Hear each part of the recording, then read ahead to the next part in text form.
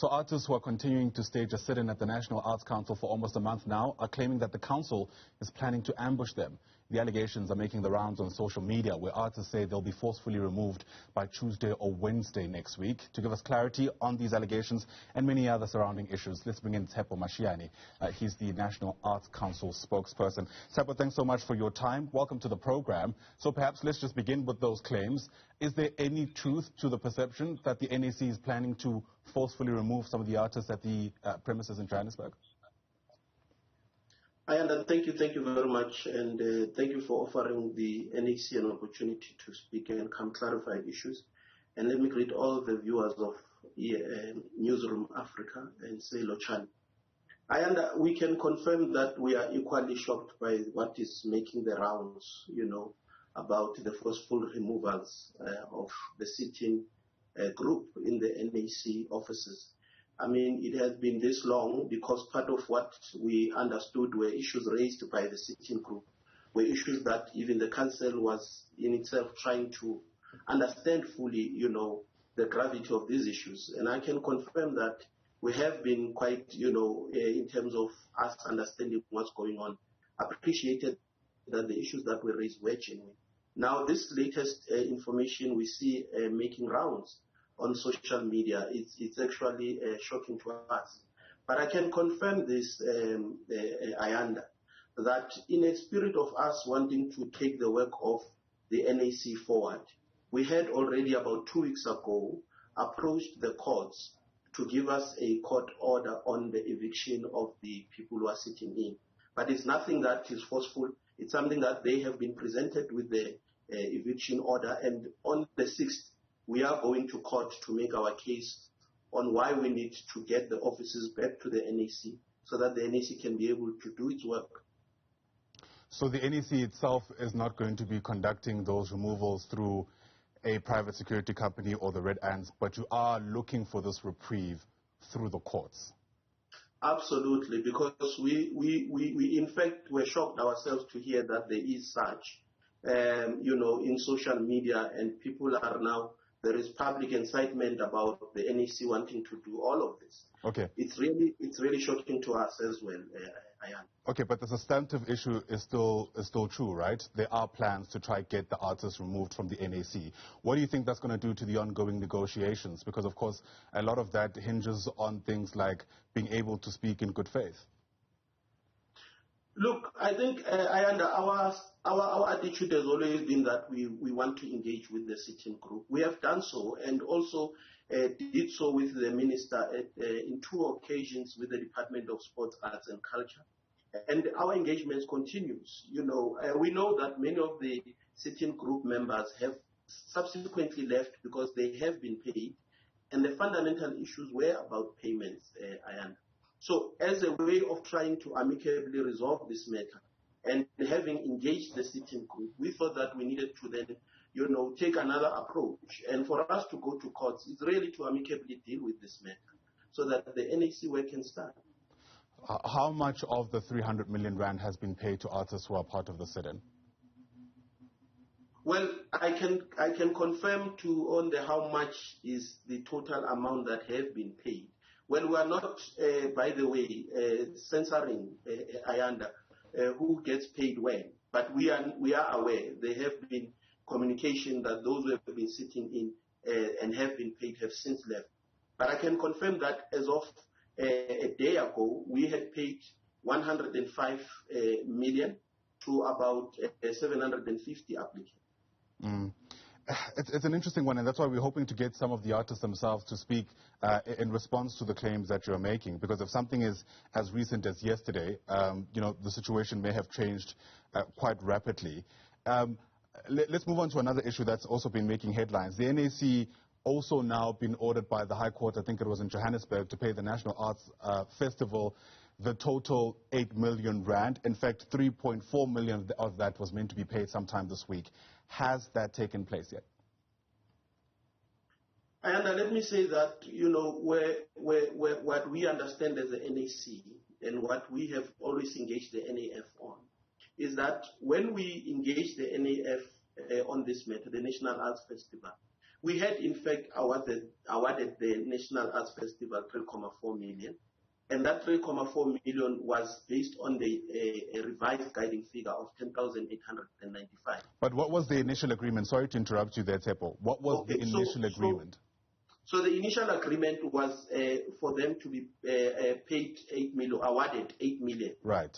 And what we then had done, based on the new guiding figure, the amount went down to 3.4 million. Okay. And when they went to court, the only compromise that the court had asked the NAC to do was really to pay the full amount, not in tranches, which would normally be 70% and 30%. And that's what we understand of the court ruling. Okay, but my question was, has the 3.4 million that the court asked you to pay been paid in the stipulated time? In fact, it has been paid. I can confirm that. Right, okay, that's the one aspect. The other aspect is sticking to the initial agreement. My understanding is that the court actually suspended this revised contract, so to speak, with the reduced amount of money. So as things stand, it looks like you still have to pay the full 8 million rand. Well, and I can say that the courts have, in fact, indicated that we pay the 3.4 million in full.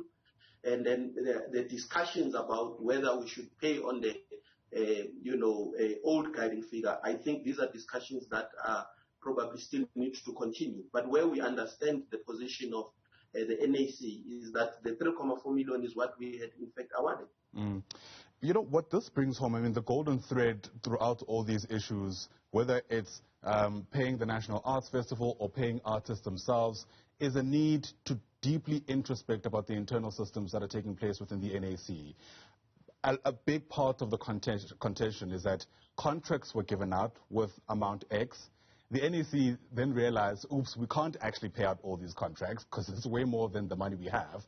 Then you had to issue out new contracts. And of course, people have taken exception to that because they had made plans from the initial agreements. How are you fixing how you work? And I think it's important that we also get further information on the context you've provided. And this is what has happened. And I think it's important for viewers to understand. When we took over office in January this year, what we were presented with was a correspondence from industry practitioners who were members of the panel that adjudicated the PSP.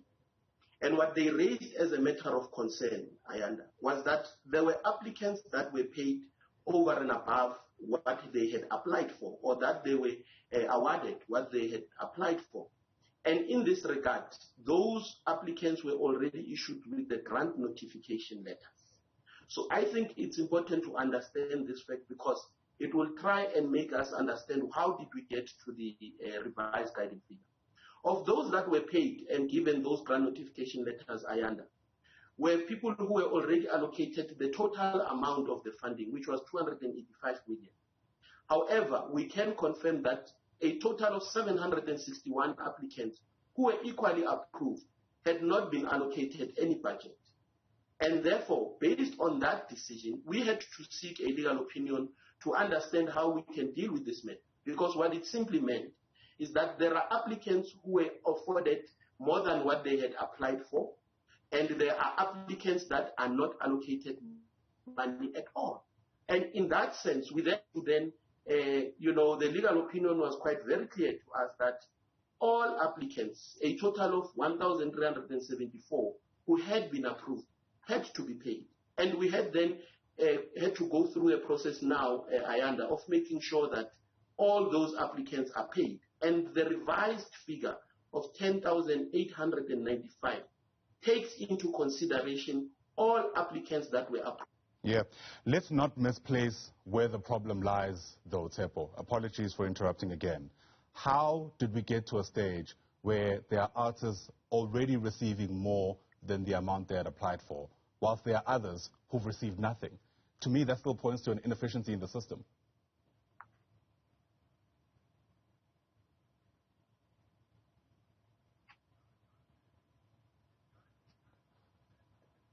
Right, Tshepo, it appears we can't hear you. For some reason, I'm being told the sound has been muted. Let's try to get that sorted out. Am I fine now? There you go. You're back with us again. Please begin your response from the beginning. We actually couldn't hear what you were saying. Yes, I was saying that, in fact, we are ourselves have asked the very same questions about how was the process managed. And as you would know that today, the new council had instituted and subjected all these questions to an investigation. Because indeed, we are ourselves asking the questions, how did the process come to a point where there are applicants that are paid over and above what they have applied for? And that process is underway, where an investigation will ensue. And we're hoping ourselves to unravel some of the answers that we will come back to Newzroom Afrika and make clear what has in fact happened in the process.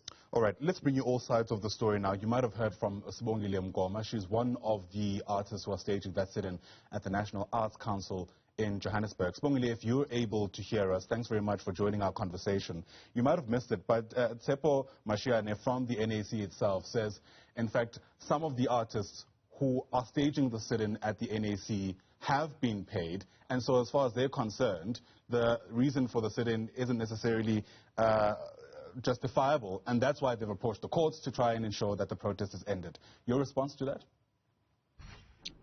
Good morning, and thank you for having me, and good morning to your viewers. I think they are missing the point here. The sit-in is not about the people who have received their 30% of the original 100%, because now the truth of the matter is that the fight is for all artists. It's not for the ones that have been paid and the ones who are waiting to be paid or the ones that are still under review. The fight now is for all artists. And solidarity means just because I'm okay now, I don't drop you. Because those are divide and rule tactics that have always been used by a system that doesn't want people to present a united front. And that is what they've been trying to do with this process. Pay some, don't pay some, and pay themselves, by the way, because there are 5 council members who are beneficiaries, which is illegal because the National Arts Council Act says that during their term of office, they should not benefit from any funds that are administered by the NAC. And the 5 council members are beneficiaries, and that's why they will come out here and make public statements to say that the process is going and it's going smoothly, which is another lie, because here's the truth. They were supposed to have finished according to their deadline on the 31st of March, and they didn't. And so far, they haven't even managed to pay a third of the full amount that was allocated for the PESP.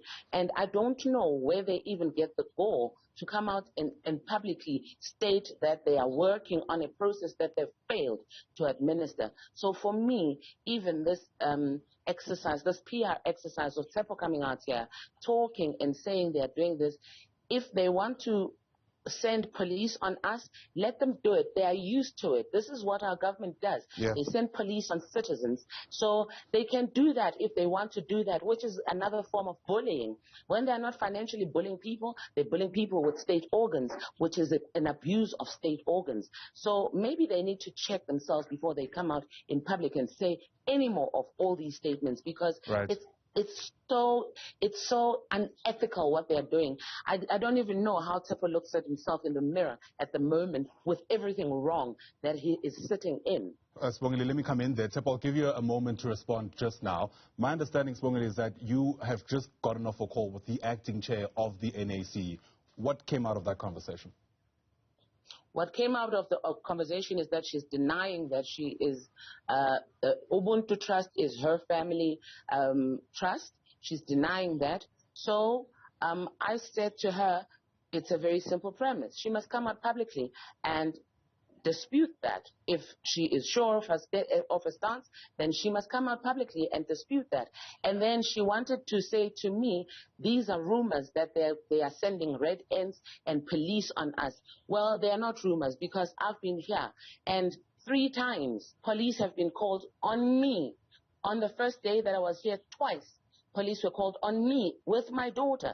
And on the Wednesday morning, when we staged that protest action here, police came again. So these are not rumors. These are actual things that are happening. And this is what I told her to when I was talking to her now. And it's very interesting that that phone call happened just at the time when I'm supposed to come and talk to you. So that's why I couldn't actually join this Zoom meeting. And I question everything they do. And I even told her that I don't trust her word. Her word means nothing to me because all they do is to manage us. Instead of doing the right thing, they are busy trying to manage us. Where is the money? Tshepo, I'm really pressed for time, but I have to give you an opportunity to respond to that. At the heart of it, it appears to me there's been a serious deterioration in trust. How do you imagine moving forward when the artists themselves are clearly expressing the lack of trust they have in the process and in you as the administrators of this process? And thank you very much. And let me say, acknowledge everything that Sbongile is saying. I think that there is no argument, Ayanda, that, having come to this point, we have had to ourselves take very difficult decisions as a new council. And we have shown that in an instance where there is seemingly a sense of, misappropriation of the process, we have acted, Ayanda. And we continue to do so, so that this particular process at the end of the day is finalized. Ayanda, let me say that the rumors, or rather what Sbongile is raising about red ants, and the fact that police were called on her, I think it's something that we are going to have to really deal with, because there's no truth in that. As I said earlier, what we have done is to continue to engage the sitting group, and as and when we have been able to, have a discussion about how do we move forward and respond to their demands, there are new demands that are coming in. Let me also address the issue, Ayanda, as we close, of the deadline of the 31st of March. Ayanda, it is no secret that the sitting group has been the first ones to go out and encourage applicants not to return contracts. It was a mission of the NAC to have all contracts paid by the 31st, in fact.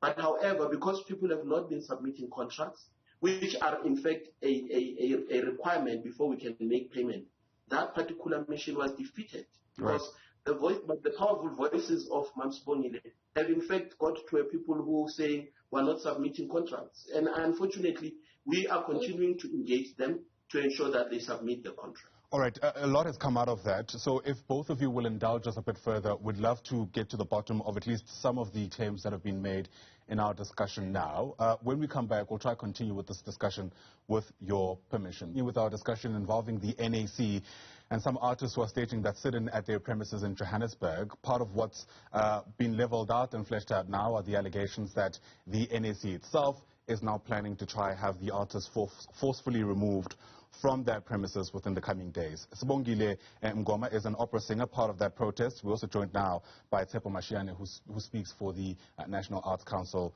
itself. To both of you, once again, thanks very much for staying with us.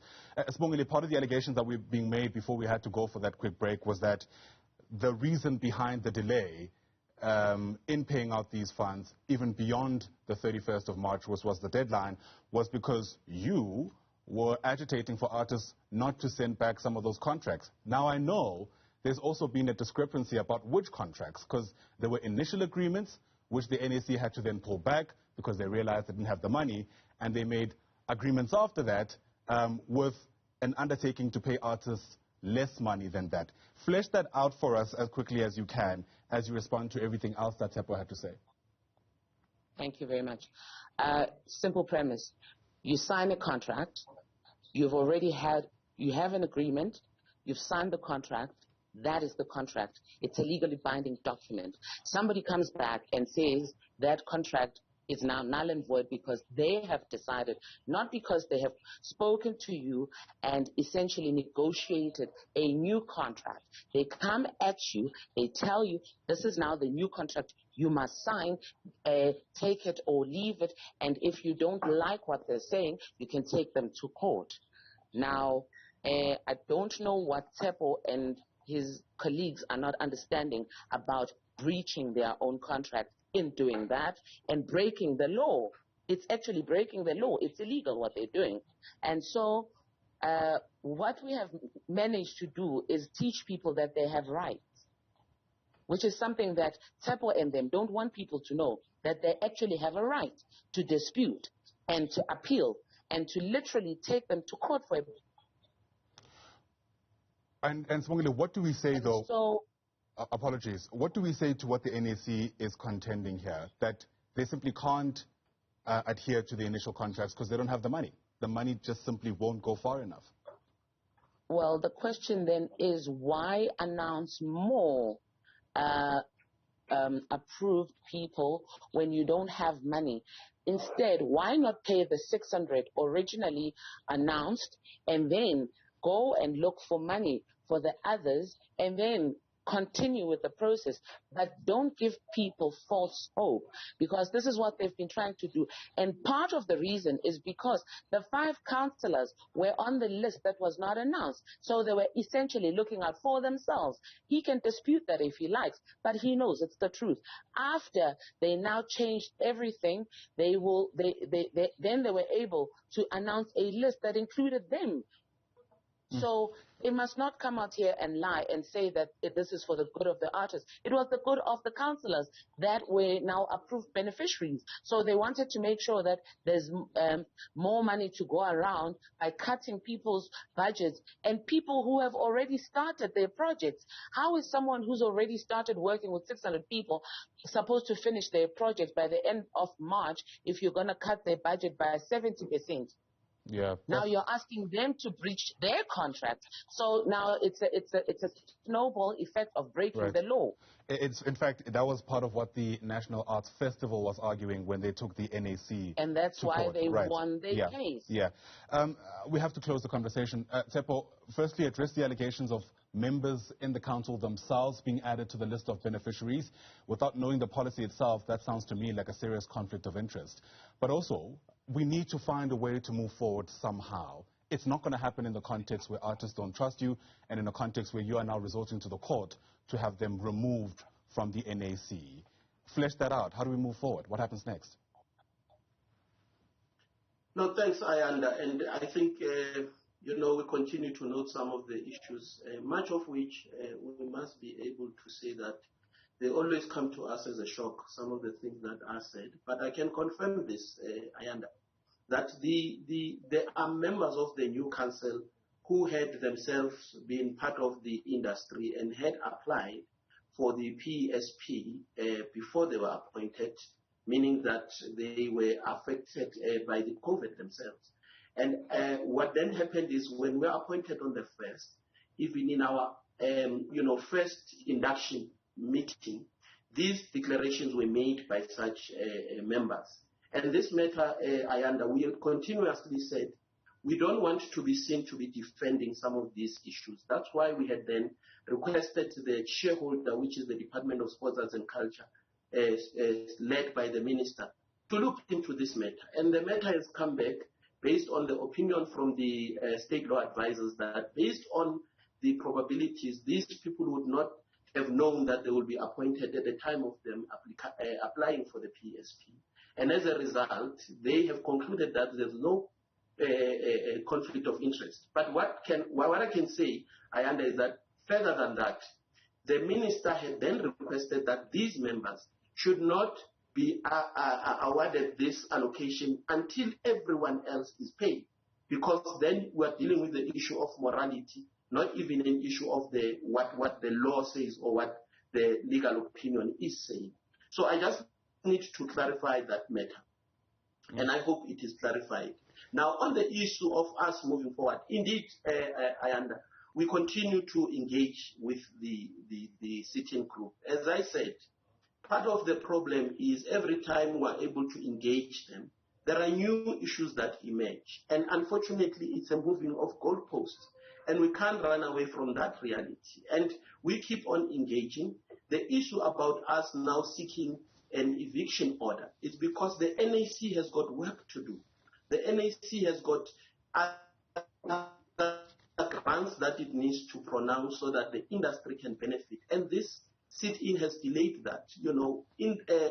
What you call staff members want to go back to the office so that they can do the work. And this is why, after numerous engagements with the sitting group, and, observing the changing of goalposts or moving of goalposts, we thought this would be an amicable way to deal with the matter. So I think that's where we are, Ayanda, with regards to the matter, and we continue to engage. I was not aware that Sbongile had just spoken to the acting chairperson. It means that she has got access to the acting chairperson of the council, and where there are issues that they still need to get resolved, let's do that. Let's continue the engagement. Whichever way you see it, no matter how you dice it, it is incredibly unfortunate that we're here, given the work that needs to be done, not only by the council, but by the artists themselves. Time was never going to be enough for us to ventilate all the issues, so I do have to thank both of you. Hopefully, we'll be able to carry on this discussion with a much more different tone as the solutions begin to emerge. For now, let me thank you for your time.